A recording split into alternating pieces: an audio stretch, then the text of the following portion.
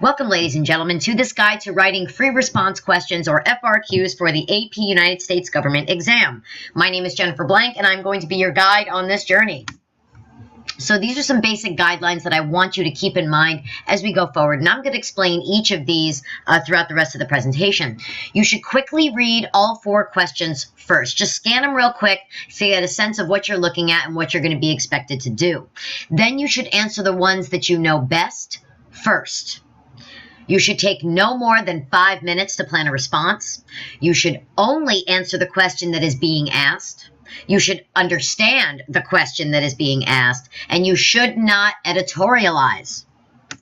So first, quickly read all 4 questions. This is important because it's going to help you manage the 100 minutes that you have for the entire free response section. That means 25 minutes per question, okay? So it's very important that you are keeping track of how much time you're spending, because the proctor is not going to say, oh, hey, by the way, it's been 25 minutes, you should move to the next question. You have to do that yourself. So you want to make sure that you're cognizant of the time that you're spending on each question. You want to make sure you answer the ones you know best first, all right? The ones that you know well, that's going to take you less time. And then you can take that extra time that you had and use it on the harder questions. Plus, you can build a little bit of confidence when you start out the exam. You know, you're feeling good, and it's going to help carry you through the rest of the test.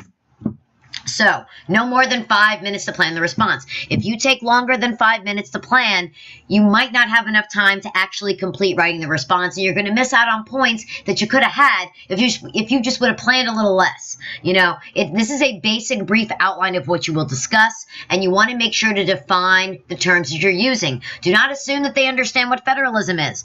Well, of course they understand what federalism is. They're teachers and readers and college professors. But they need to know that you know what it is. It's not obvious. So when in doubt, state the obvious. For a basic and brief outline, I suggest bullet points real quick of the key ideas that you're going to talk about in your response.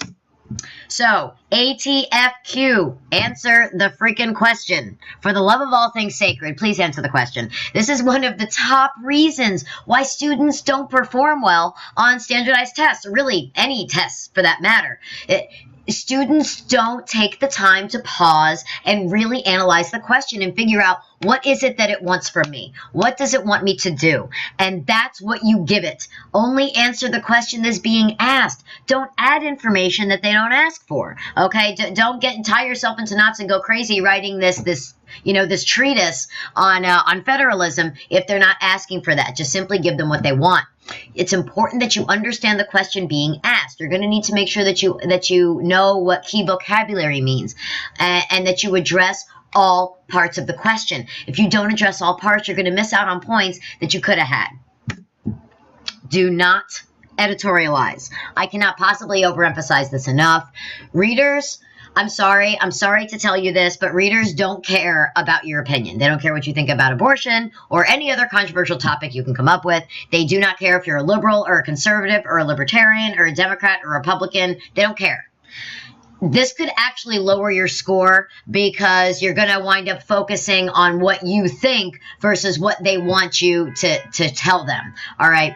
Readers care about your knowledge of the topic in the question. Okay, they don't care about your personal opinion about the issue. They want to know that you understand the key ideas of United States government.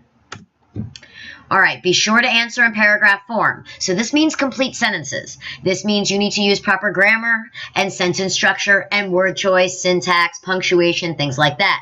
So please make sure that you do have a basic grasp of grammar. This is going to be very important. And don't use big words that just to impress them, all right?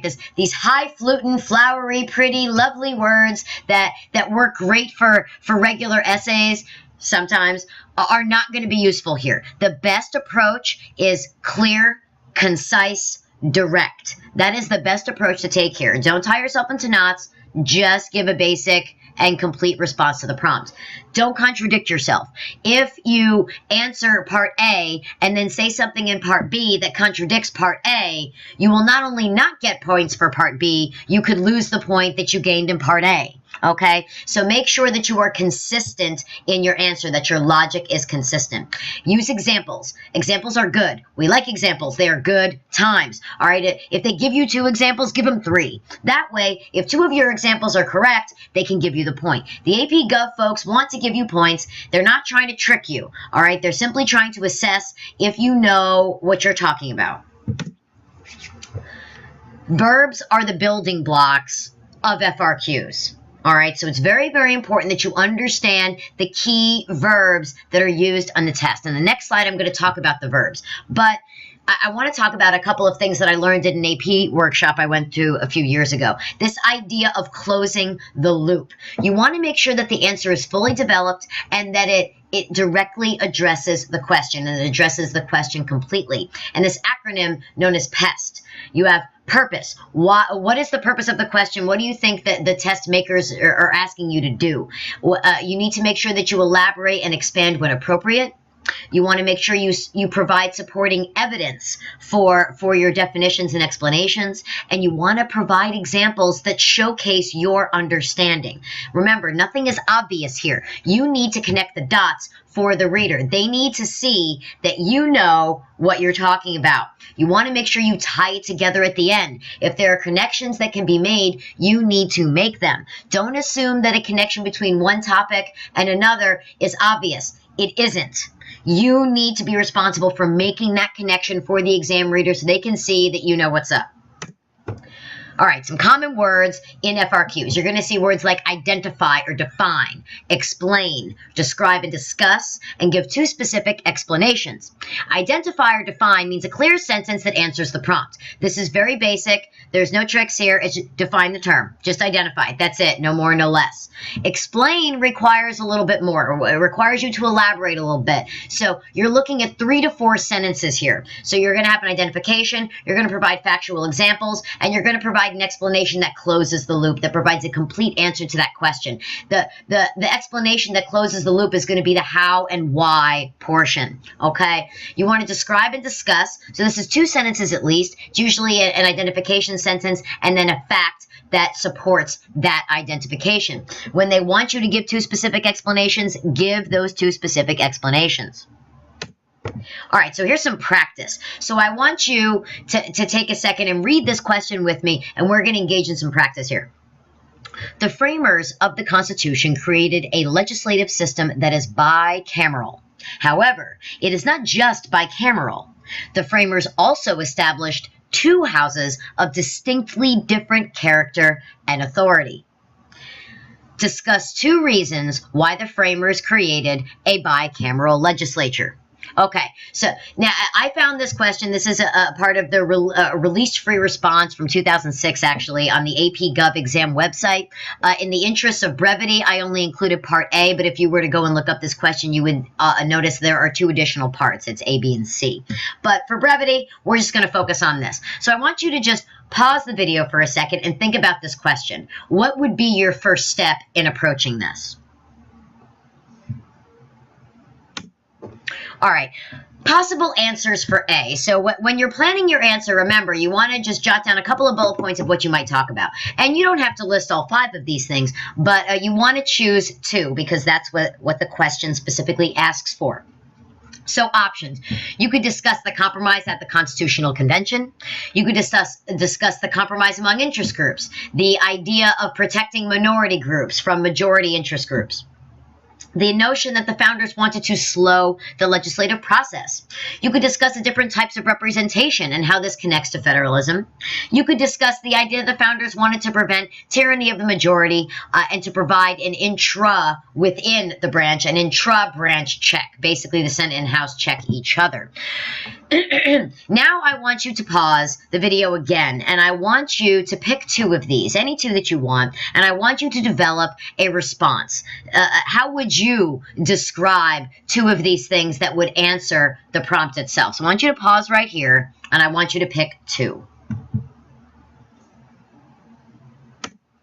All right, now that you've chosen your 2, we'll see if you chose the ones I chose. But I picked just two of them that I felt like doing, just to give you an example of what a response could look like. So the first one I chose was compromise at the Constitutional Convention. And I wrote, the founders knew that if they did not find a way to balance the interests of the smaller states and the larger states, that the Constitution would not be ratified.